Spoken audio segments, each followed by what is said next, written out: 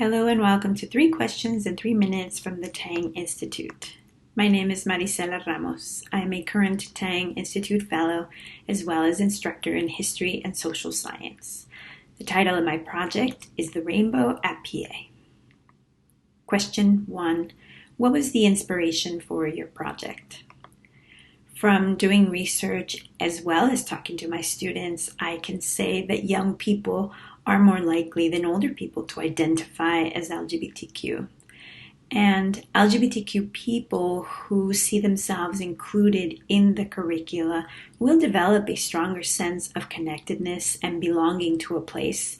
And this sense of belonging and connection are in so many ways one of the most fundamental things that any human being can experience.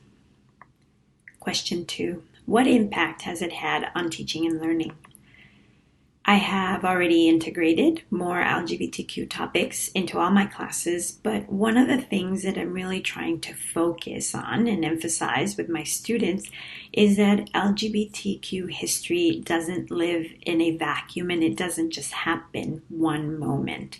We don't just talk about LGBTQ people when we talk about the Stonewall riots, but rather that LGBTQ history is part of the very fabric of a people and a nation, and that applies to people and nations all over the world and throughout time.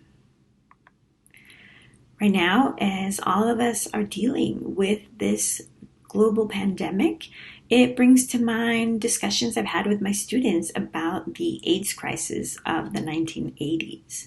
This one particular newspaper article from the New York Times was one of the earliest, and that means that this is one of the earliest ways that people would have heard about what later came to be known as AIDS, but that at the time was being referred to as gay cancer. And so by just talking about this one particular topic, we can see the connection to so many other themes in U.S. history. We can talk about primary sources and the role of media. We can talk about social movements and how gay people mobilize themselves to advocate for rights and protections and healthcare. We can talk about politics and government. We can talk about religion and art and literature. And so just this one simple topic allows us to look at so many aspects of U.S. history. Question 3. Where can I go to learn more? The Human Rights Campaign website is a really great place to start.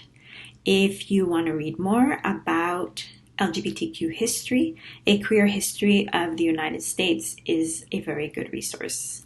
And then, of course, you can always go to the Rainbow at PA at the Tang Institute website. Thank you, and I wish you much health.